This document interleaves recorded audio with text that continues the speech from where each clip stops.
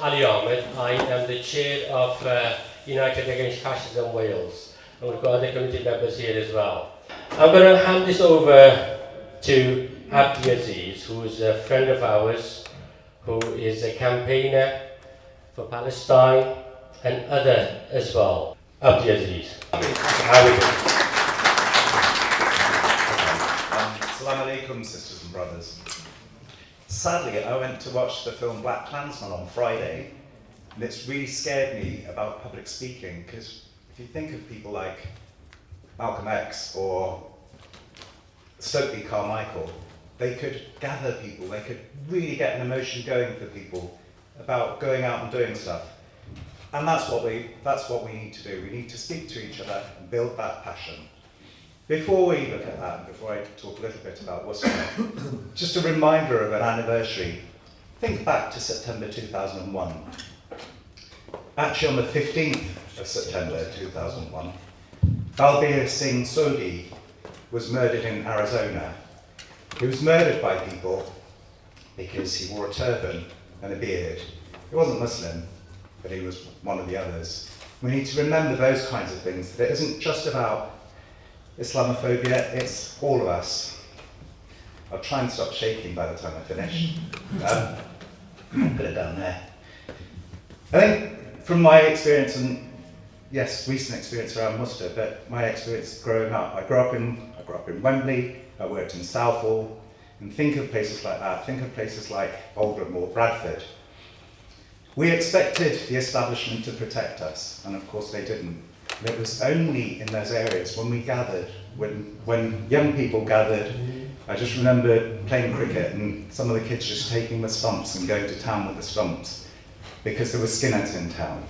And I'm not suggesting we go out armed, but one of the things that happened was that we gathered and we worked together, and it was just to protect all of us, all together. So places like that, but then think about more close to us. Southall again, I worked there, remember Blair Beach, remember the police actions there. Think about those kinds of things in our area and how sometimes we walk our streets feeling scared of what's going to happen. As Ali said, we think about how we wear. We might think about not wearing that thing if we're going down that road. And you know, I'm sort of lucky, privileged and all that kind of stuff, and I can run really quick. The people who are targeted are mainly Muslim women. So we need to work together to protect them. Lower levels of racism, yes, we can have. I don't even need to talk about Trump, but think about very recently the England cricket team won. And there was loads of stuff in the paper about how good the Muslim players were because they left the stage before the champagne was opened. And how good the England cricket team was because they waited for the Muslim players to leave the stage before they opened the champagne. Actually, maybe they could have celebrated differently, and they could have shown those Muslim players, you're us, you're not different, you don't have to get off the stage when we open the champagne. And they're the kinds of things I want us to work towards. Think about, I said I run, sport plays a big part. Think about Mesut Ozil. He had a picture taken with the president of Turkey, whatever you think of him, but he also talked about racism that he experienced in the German football team. And then you had lots of German footballers like, oh, it's not that bad, it's not that bad. Actually, listen to us when we hear it, when we say it. You can think about Boris Johnson, those statements that he makes. We know the increase in people being attacked. But even if you're not attacked physically, people being called a letterbox, and he's there, he's right on the front, opposite Ali's friend on the tape. Think about the leader of UKIP. He calls Muslims demons, or all that kind of language that we've heard in the past. So what we need to do is to think about how we work together. But even in working together, if we look around, it's really nice to see a mix of people. But a few of us were talking, we recognise a lot of the people. What we need to do is to fill rooms with people we don't know yet. We need to attract people from a long way out. And that idea of those little those little comments, those little jokes, the little cartoons. Think of the cartoon of Serena Williams. Think about the message that gives. It's just a joke, it's just banter. What it does, someone's singing me in. It's just a joke, it's a banter. What it does is it enables people to then take the next step, to actually discriminate against people. And the next step is to be violent against people. And the next step is genocide, is to actually kill people. That's what we're fighting. One of the things when I was thinking about talking and how we encourage a bigger range of people to come, I was reading a book called British by Afua Hirsch, and she talks about the work she has to do to fit in with society. She can't be proud of her blackness. She almost has to cover it up. Think about how we have to do that. I've done that really well. I fit in, so I can be invited to talk to this. Let's think about the people who aren't here, who don't get invited, who feel this isn't a place for them. And it's a two-way thing to do. It's for us to open our arms to people, and it's for the local communities. I'm really pleased to see people from the local masjid here. It's lovely to see. And the reason that I think Jeff asked me to talk about this, because we went to Worcester a few weekends ago.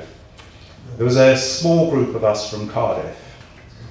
And when we got there, it was really beautiful. There were people just like me there, younger and older, all colours, all kind of religions. All of us were there, and we were there for the same thing, to do something together. And it was a march. We're standing there, political marches, we'll have a couple of speeches, and then we'll seriously walk down. And 3 doll players turned up, and we marched to the sound of drumming. And it was a really joyful thing. And we walked past the EDL demonstration. And we're in a community centre, so I shouldn't swear really. But it was a bunch of people actually you had to feel sorry for. They were there making grunting noises and signals to us, and they're, 70. They were surrounded by police, so we couldn't really see how many. Drunk, sad people just there. There's all that conversation about not everyone who joins the EDL is a racist, but actually they need to think about what they're doing. So all those people who join the Football Lads Alliance, they're not all racist, but they need to think about it. Because what's happened is that people have been convinced that the fault of society is us. That isn't to do with politics, it's not to do with austerity, it's not to do with capitalism, and it's not to do with money going upwards, it's us. What we need to do is to work together with those. So I suppose my plea is to all of us. We in organisations like this need to reach out to people, and you out there need to reach out to us to develop a movement together. So Worcester was, as I said, was a really lovely demonstration, and it was full of positivity. There were people just saying positive things to each other. There was another counter demonstration in Sunderland yesterday or the day before, and again, the counter demonstration had a much bigger crowd than the EDL, or the Football Lads Alliance. That's what we need to do. We need to work together. And it reminds me of when I was a kid, when, because of racism, what I realised was that my brothers and sisters were African Caribbean. They were African, they were white, they were Asian, they were Muslim, they were Hindu, they were Sikh. And that's the movement we need to build. So that kind of spectrum, we need people from the whole range. Again, going back to Black Klansman, the hero of our story is a black police officer. And we need people on the inside. We need people to change things from the inside. We need people to change politics from the inside. So luckily we have people like Ali. But we also need people on the outside to stand and show people that we're not going to be scared. So let's have conversations. We have time this afternoon to do some discussions about how we do that together. And we need to look at the age. We need to encourage younger people to come here. We need to encourage men, women. And we need to really build that movement. Okay. I've got a message from Leanne Wood. I won't read it, but she says, Wales is about all of us. It's not us and immigrants, we're all Wales. It's not the North and South, we're all Wales. It's not Welsh speaking, non-Welsh speaking, we're all Wales. So let's build that movement. Let me just give you a brief what we're going to be doing. Liz is a director of Institute Race Relation, author of Europe's Fault Line, Racism and the Rise of the Far Right. So would you please kindly give a big round of applause to Liz, who came all the way to speak to you. Liz.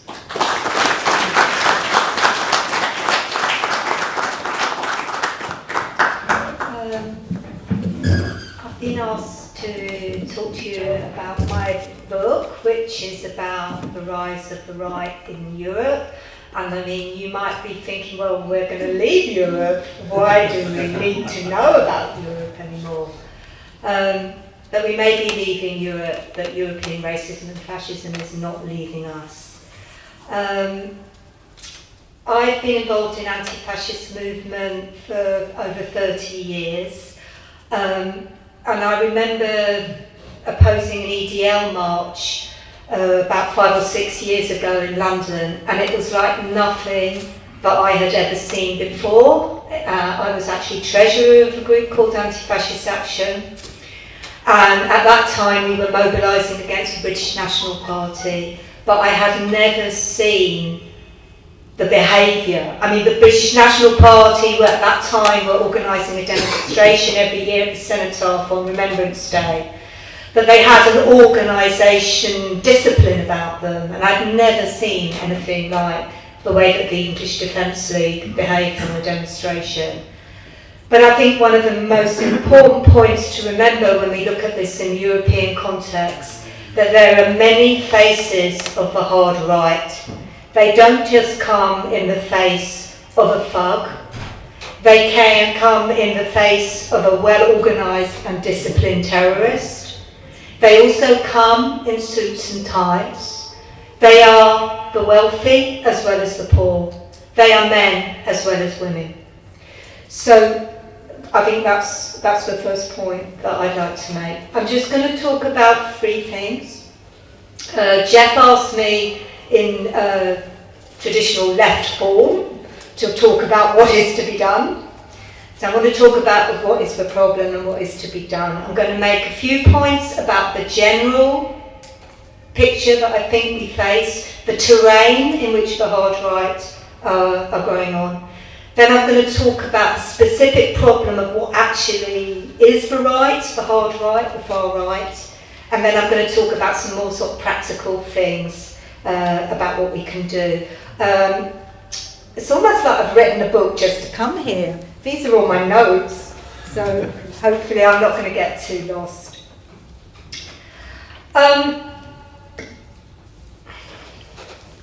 One of the questions that Jeff asked me to talk about is 2 questions. Is this a repeat of the 1930s? And whose interest do the fascists serve today? And what we're seeing at the moment, where I work at the Institute of Race Relations, we started a project in 1992 to look at the rise of the far right in Europe.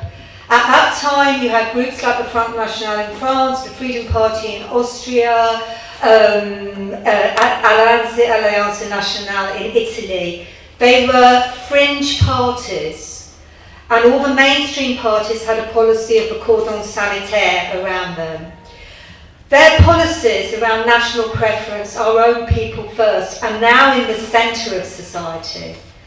And what's very similar today is what was happening in 1992 when we set up this project, that there was pogroms in Rostock and Hoyerswerda in East Germany, where the fascists actually petrol bombed Vietnamese migrant workers and other migrant workers in their hostels. Some of that is coming back today. We've seen that in East Germany, in Saxony, only recently in Chemnitz, and I'll talk a little bit more about that. But I think the specific problem we face today is that the terrain is very suitable for a fascist resurgence because of our economic system, because of the financial crash in 2008, 2009, we're being warned that we could be experiencing coming up to another financial crash. So obviously this is something that creates a fertile terrain for these different hard right movements. The austerity measures that came after 2000 and 2009, the idea that the market is the solution to fix everything, it has been shown it is not working. It is not working. So when we're asking whose interests do the fascists serve, I think these fascist parties serve the interests of people who realise that you're not going to glue society together anymore with this promise that we can all have, individualism and everybody can, rise to the top of society, we can all be a Don-Trump. It's not going to work anymore. So these hard right parties serve the interests, these nationalist parties serve the interests of all the forces who want to glue society with a more authoritarian state. And I think that's the danger that we have in Europe, that we're moving towards a more authoritarian system.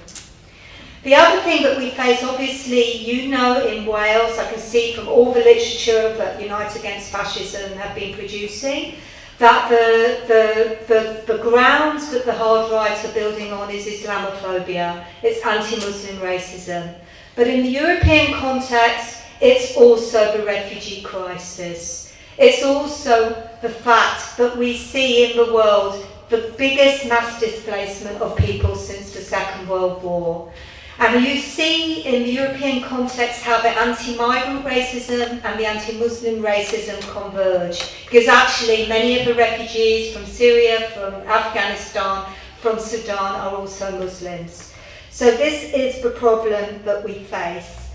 And the other thing that you see, if you look at all the literature around Europe, what the far right are mobilising on is the whole question of sexual violence. It's the question of rape, it's the question of child sex abuse. It's the focus in all the literature. What's interesting is in the protests in Germany, you will see that they have actually used pictures of girls and young women from the Rotherham and Oldham sexual grooming case, and they put those on the posters as though they were German women who had been the victims of sexual violence. I think that we have to be very, very clear. I see racism as the breeding ground for fascism, but it's quite clearly, when you look at these far-right parties, that they're mobilising on this whole question of masculinity. It's right, Tommy Robinson, it's all about, we've got to defend for women, the honour of our women. It's all this everywhere. And actually, when you look at the electoral extreme right, they are also targeting the women's vote at the moment. So I think in our campaigns, we have to be very, very clear that we are involving women as well as men in our anti-fascist campaigns, but we're not actually playing in to any of these masculinity discourses. So, in the book, I try to distinguish between all the different factions on the hard right, the far right, the neo-Nazi right. It's very, very difficult because it's all coming together. You often see it coming together in flash mobs. A couple of years ago, I was working with Roma community from Czech Republic and Slovakia in this country, who were really distressed about the anti-Roma demonstrations taking place in the Czech Republic. We're seeing a similar thing, as I said, in Saxony today. So we've got two problems. We've got the electoral far right, who are in government or who are in parliament, and we have the neo-Nazis, the alternative right, the third positionists, all these different formations. But actually, they are increasingly linked, if not officially and publicly, unofficially, through an unofficial division of labour. So that you have, say in Germany, you had these demonstrations called by Pegida, but also backed for Alternative for Germany. And the street activism legitimises the parties in the parliaments, because the street activists say, we are the people, we're demanding more immigration controls, we're demanding more laws against the hijab and the burqa. To give you an overview, we actually have far-right parties who are part of government in Austria and Italy. Perhaps this is the most worrying situation. In Austria, the Freedom Party, in a sense, their leader is the Deputy Prime Minister, because the Christian Democrat leader is a very weak politician. Hans-Christian Strack is, in a sense, the leader of Austria. And the Freedom Party came to power on an extremely racist election campaign, which utilised... I've got to go to my notes, if I can find them. Come on, Austria, where are you in this pile?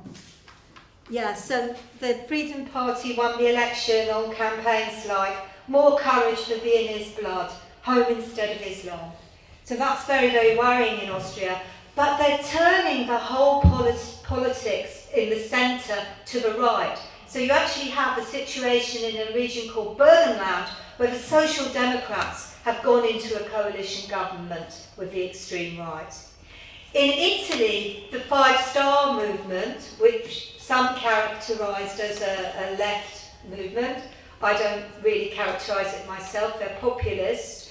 They are in a coalition government with the extreme right League. Matteo Salvini, who is the Deputy Prime Minister and the Interior Minister of Italy, came to power on the backs of a promise to deport 600,000 migrant workers. The racist violence in Italy against migrant workers and refugees is phenomenal. There have been drive-by shootings, there's been a murder of an African migrant trade unionist. So the situation there is very, very, very alarming. In Sweden, we recently had an election where the Sweden Democrats, who are a party with far-right roots, are now the third biggest party in Sweden. Likewise in Germany, Alternative for Germany are the third biggest party.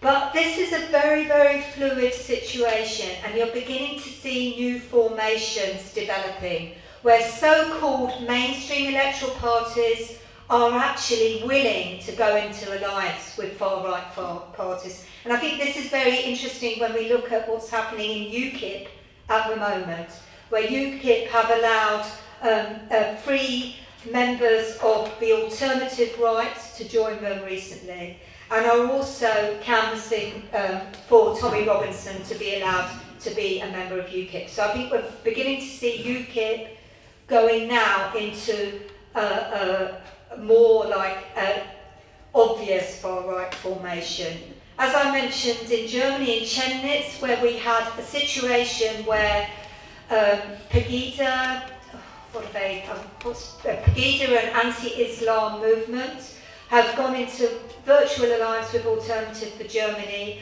organised a demonstration which actually started after, they said a German man was killed by refugees. Actually, the man who was murdered was a German-Cuban man who was an anti-racist, who had a history of being a victim of racism.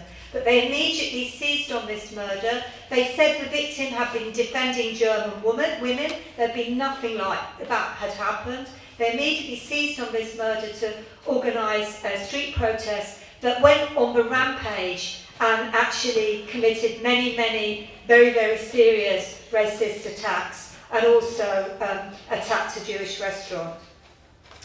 Fidesz, the mainstream centre-right party in Hungary, led by a man called Viktor Orban, and I'm of Hungarian origin, so I feel particularly strongly about this, has moved the centre of Hungarian politics so much to the right that actually Jobbik, who were the anti-Semitic, anti-Islam party, are actually to the left of the government of Hungary.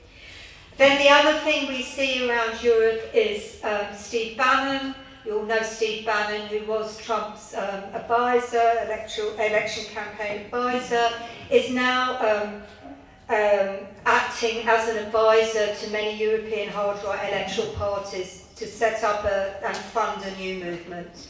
And if we look at actually Tommy Robinson's campaign, recently his legal defence campaign was being funded from America. A huge amount of money is going in to Tommy Robinson. For me, the problem is not just the hard right. The bigger problem is collusion with the hard right. The collusion of our mainstream parties, and not just the centre-right, not just the Conservatives, but as I mentioned, some Social Democrat parties in Europe. But it's also the collusion of the state in the form of the police and certain sections of the intelligence services and certain sections of the military with the hard right. This is the most frightening thing, and this is the thing that we have to work our guts out to stop. In Greece, there's a party called Golden Dawn. I think something like 17 of their members are currently on trial in Greece. They were the third biggest electoral party in Greece. They have penetrated the anti-riot police, the immigration police, and the counter-terrorist police. They only came to trial because a section of the military were preparing a coup against a democratically elected government. I'm monitoring lots and lots of trials of neo-Nazis around Europe, and I can tell you, in a lot of them, many of the people who are on trial are former police members, former military members, or the sons of police and military. So this kind of collusion is deeply worrying, and this is why what's happening in Germany at the moment is vital, because there's been collusion between the police and sections of the hard right for a long time in Germany. But at the moment, the head of the German official office for protection of the constitution is under a huge amount of scrutiny, because after the anti-foreigner rampage in Chemnitz, he said that that anti-foreigner rampage didn't happen, and that this is all a plan to discredit Germany and give Germany a bad name. And he's actually been proved to have been having meetings with Alternative for Germany. So, I mean, we have to hope in Germany that the movement is such that he will be dismissed from that post, because somebody who is colluding with Alternative for Germany cannot be the head of the intelligence services in any country. So I'm going to just finish, because I know that I've gone over my time, and I didn't mean to do that. It's naughty of me. But just with these few points, if I can find them, about what is to be done. I know there's a lot of discussion at the moment about refounding the Anti-Nazi League, and obviously that is something that we will talk about. I come from a different tradition from the Anti-Nazi League, but doesn't mean that I wouldn't, don't support the kind of the measures and the traditions that came out of the Anti-Nazi League. The tradition that I came out was more the victim support and the monitoring groups around police harassment and racial violence that were formed in London and other parts of the country. And I think that there is room for all these different approaches. What I would say that I think is important is that there is a division of labour. People will do what they are good at and work what they are good at. But we need to link our campaigns against racism and fascism to making sure that we end the Islamophobic rhetoric and the measures, the government measures and laws like the Prevent programme that actually underpin a lot of Islamophobia. Equally with the hostile environment that is being promoted towards migrants and refugees. This is the fertile ground for the English Defence League, for UKIP and other parties in Wales. And I think it's important. I've been trying to follow the tragic case of Mustafa Dawood, the migrant worker who died in an immigration raid in Newport. So I would hope we could make those connections.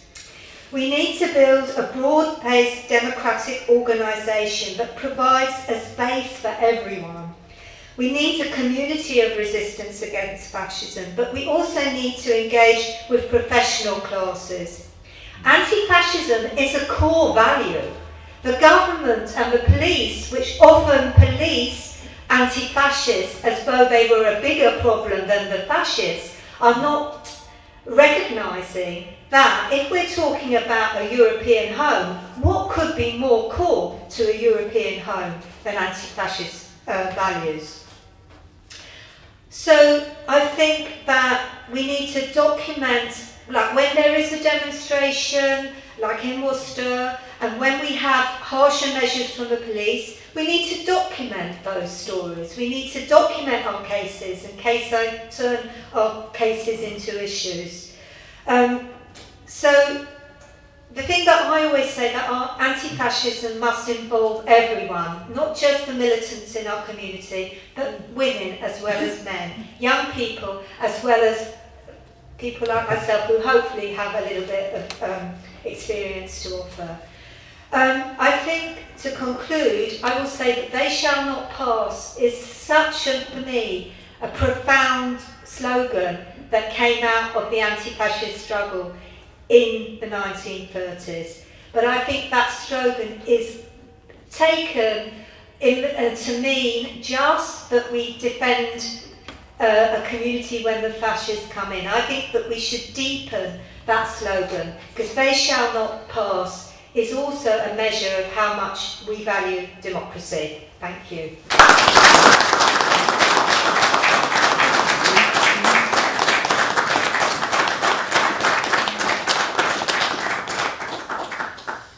Thank you very much. Thank you, Liz. Obviously, I've learned a lot from you as well, because there's a lot that you said which we weren't aware of. But this country, or UK, or Wales, it's a peaceful country that we're living in. It's just because of the support of people like yourself. You know, we're all one community, one nation. As you said about anti-Islam parties, in many of them in Europe, they're in second place or third place. Please do not think that we may not have one in this country. You never know. As if Tommy Robinson can join UKIP, just think about thousands of supporters that he's got. There are a lot of people. You never know. So I can't see this happening soon, but hopefully not, and I'm sure it's not going to happen as well. Recently, Finsbury Park Mosque attack. He was a local man, from Pentwyn. So there are problems here. All we need to do is make sure that we are united and stay united. You know, there are other people who are working, two organisations, Stand Up to Racism and United Against Fascism, working in Wales. So we need to work with them, support them as well. Tommy Robinson, as we all know, he is a poison. You don't need a nuclear bomb. Himself, Tommy Robinson, is a nuclear bomb. All the problems that we've had in UK recently, over the last 5 years, it was him. They burnt one mosque in Wrexham, I believe. Is that right, Jeff? Yeah. Wrexham? Yes, some years ago. Yes. Wrexham, about 4 or 5 years ago. They've attacked many other mosques as well. I'm sure you've seen a lot of videos.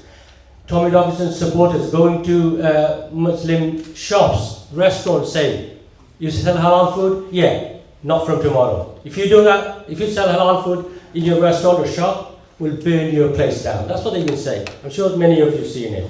Anyway, I'm going to invite Jeff Hurford, obviously one of those people that I've been working with for the last 15 years or maybe more. Jeff is a vice chair. He was our general secretary as well. He's one of the most active person, young active person.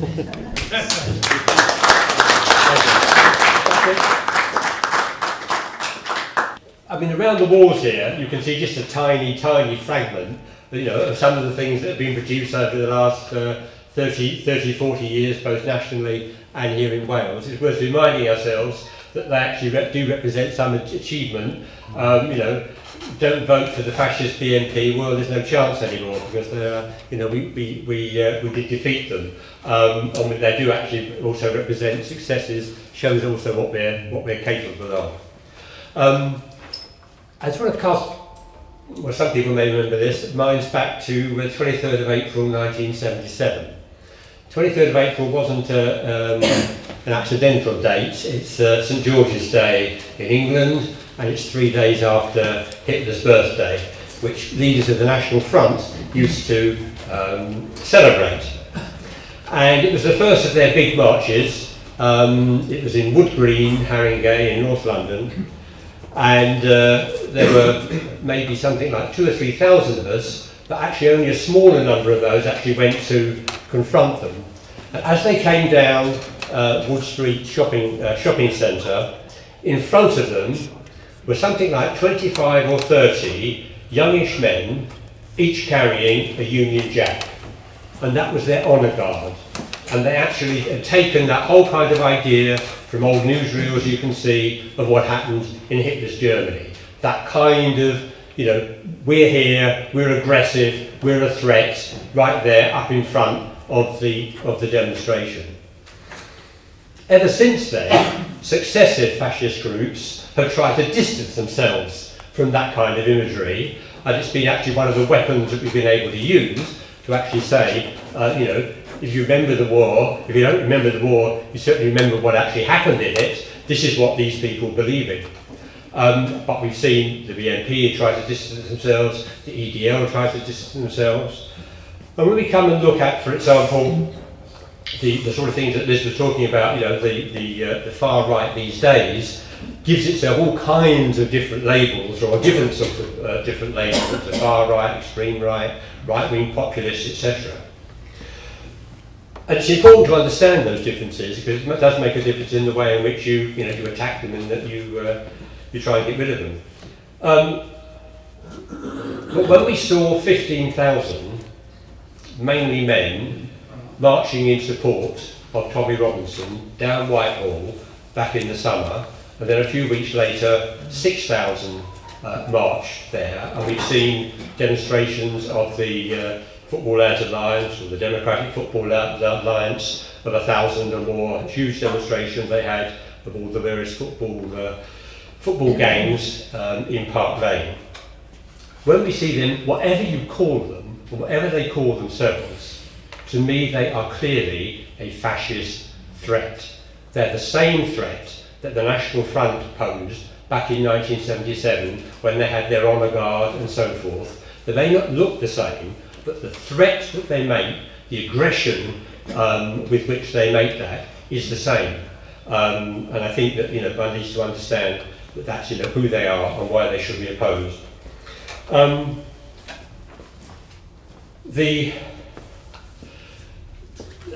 in terms of UAF, I suppose one could describe meeting that fascist threat is our core business. You know, that's actually what we exist for most of all. And I think we have, you know, over the last sort of 9 or 10 years, and hopefully will continue, never to allow one of those sort of fascist threats, one of those kind of fascist demonstrations, meetings, to take place here in Wales without there being opposition. Without there being clear opposition that actually will try, where it's possible, where we have the numbers or whatever, to close it down, prevent it happening. And if you can't do that, well, then you have to try and do better next time. But it's also the case that a thing that we need, and Liz talked a bit about it, is to look at also the positive things and be aware that there are a whole range of organisations that deal with helping asylum seekers, that help immigrants generally, that oppose, prevent, that represent the Muslim community, people like the Muslim Council of Wales, MEND, etc., and the work that various mosques does. But that is also important, and that is something which we need to support wherever we can and join in. We also need to recognise a mistake we made. About 9 years ago, actually, that we formally founded ourselves as an organisation. And the idea is we'd ask people to join and say no who's a member and so forth. But actually, that didn't work. We had something like, in a matter of weeks, there was a demonstration in Swansea which had about 800 people at it. There was a demonstration in Newport that had about 400 people at it, where the EDL didn't even turn up. And so it went on, and we just let go the idea of actually having a membership of something. It just seemed good enough. People turned up and came to meetings, turned up for the demonstrations, etc. But what it meant was you didn't really have a democratic base. In other words, you know, who got a vote? Well, if you haven't got members to actually say, well, you know, we want to have this meeting. If you supported the organisation, you need to vote to elect a committee, etc. What we should be doing on this demonstration, which is why you've been asked to sign up, so that there is actually a membership, so that there will be a conference in the new year that, you know, members can come along, vote, and actually decide and take ownership of the, you know, of this organisation. And I think that's going to be very important, and this is the start of that. In the meantime, clearly there's a whole number of events taking place in London and so forth. We need to support those. We need to also to actually be discussing locally the things that we can be doing. And so, just the appeal, if you haven't joined already, please do so and become involved in the work. Thanks.